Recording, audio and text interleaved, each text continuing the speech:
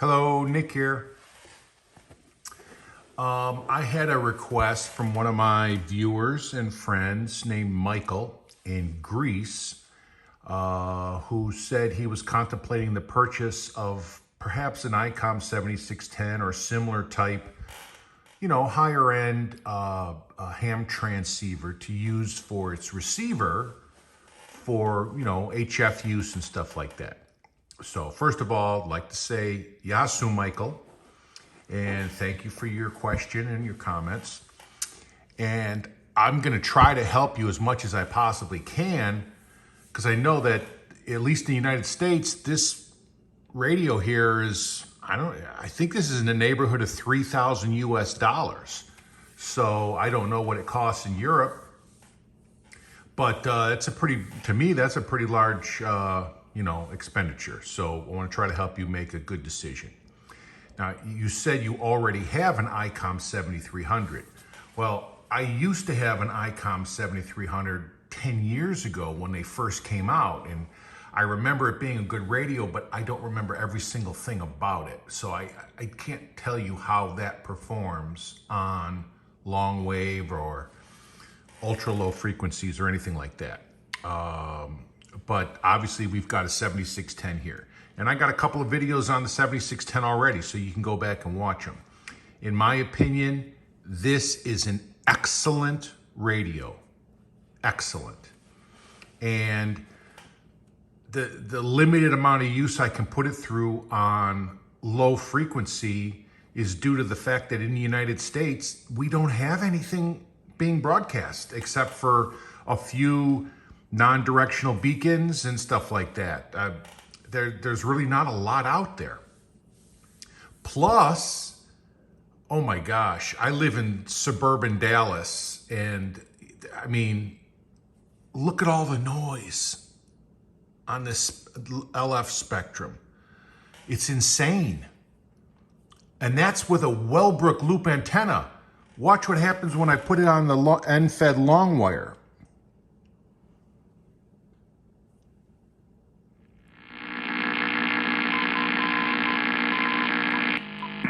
All right, there's the loop.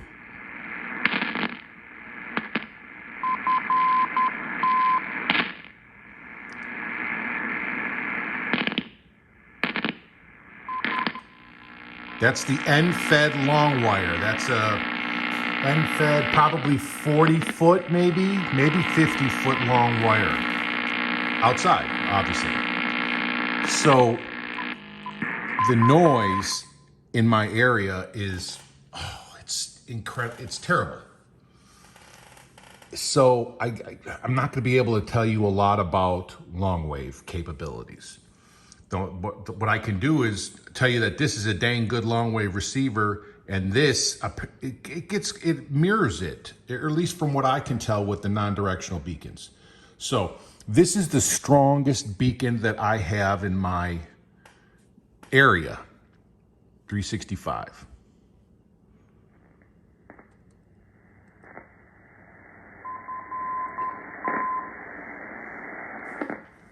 The reason there's no, I have the, see it there, I have it muted way down. So if I put this up to 0, it shows a lot more crap.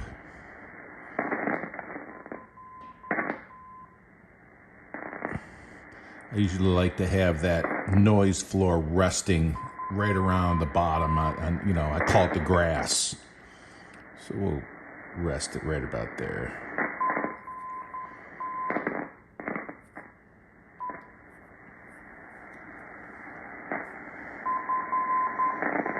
Both radios are an AM 4 kilohertz, both radios. And on that topic, I definitely would not recommend buying a new Yaesu transceiver to listen to AM, because Yaesu doesn't let you pick bandwidths on AM.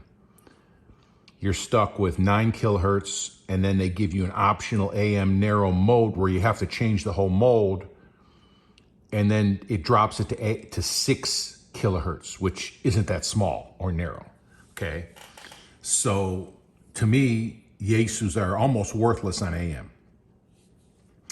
But the Icoms, you have full, on AM, you can adjust your bandwidth from 9 kilohertz all the way down to something really, really small, something even, probably even unusable on AM, all right? It might go down to 2 or 1 kilohertz, and then on SSB and CW, it goes down to like 0.2 or 0.1 or something like that. So Icom has their shit wired tight.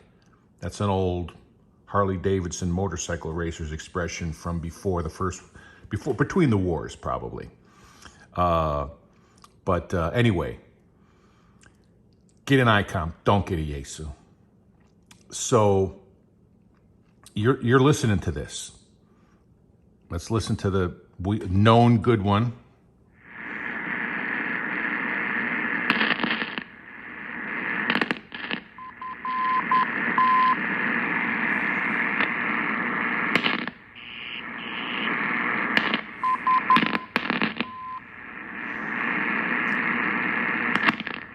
Lots of lightning crashes. I mean, we had storms last night. There's more storms projected for later today. So this is not a great time to listen to this. But there's always a lot of noise on low frequency here.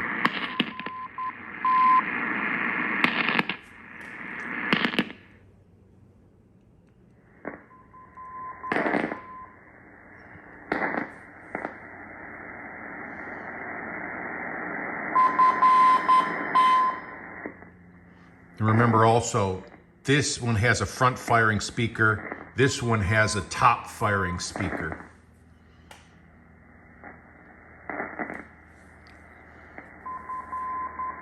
So there's normally 2 other beacons I can get. One is at 341, which is usually very weak. So you can see it there.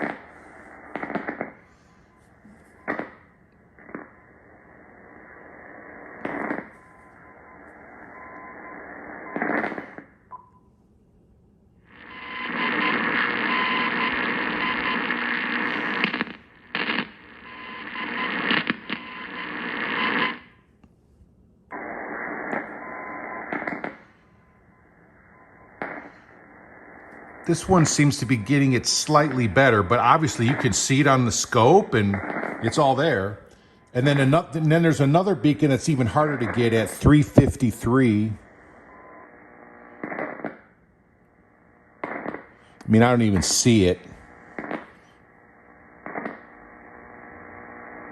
Yeah, I don't even see it. Then sometimes there's some at like 267. 257. But you listen to that terrible, terrible noise.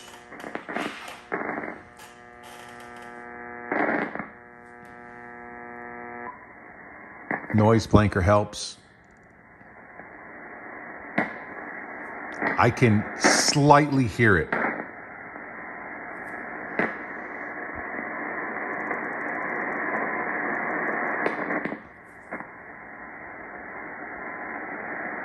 I'm going to put the camera right next to the speaker.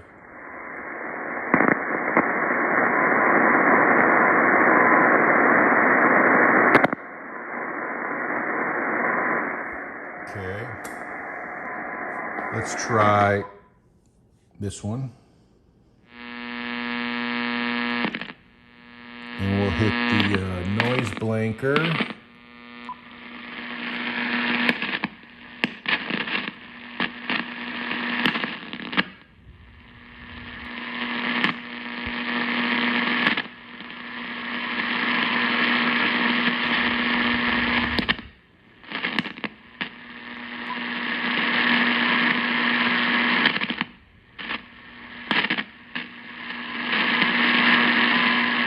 I can barely hear it in the background.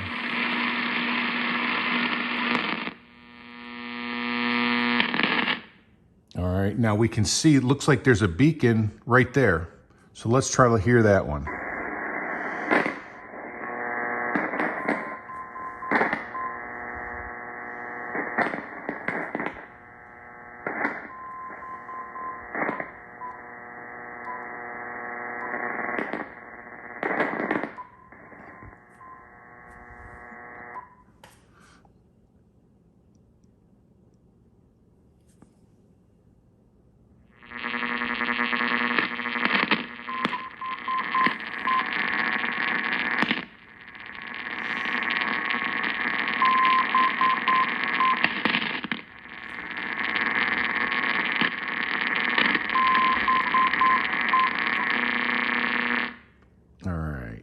And the last one we can try, there's a time signal at 0.060. Let's try that.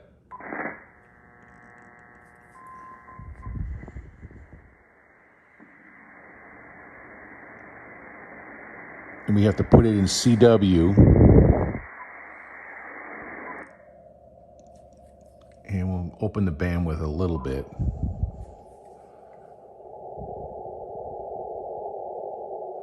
Put the preamp on. Yeah, I don't even see anything on the scope.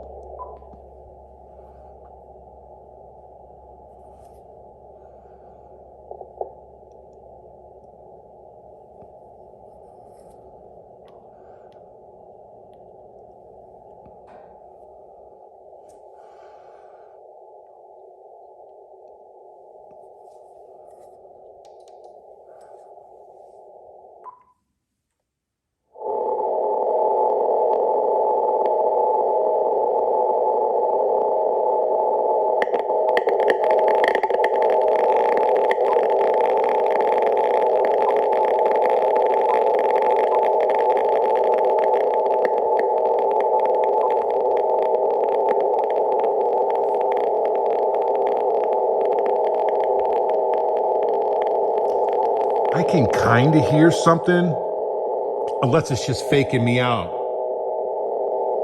I think there's something there.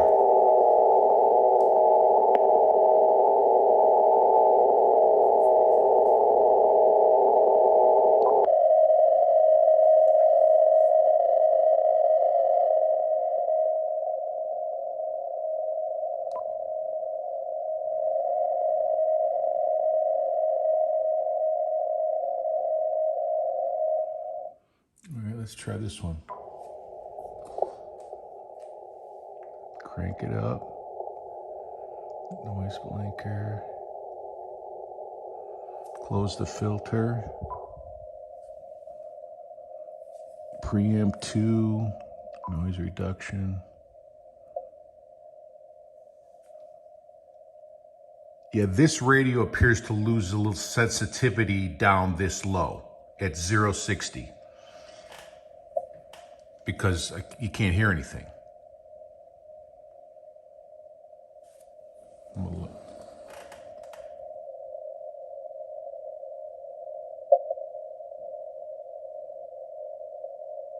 There might be something there. And I have it on preamp 2, which means I've got it powered up as hot as it'll go.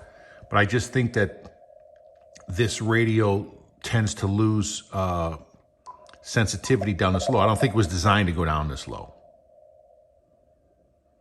All right. Whereas this radio is designed to do everything. But look at all that noise. Insane. We're even on the long wire. Let's put it back on the Wellbrook.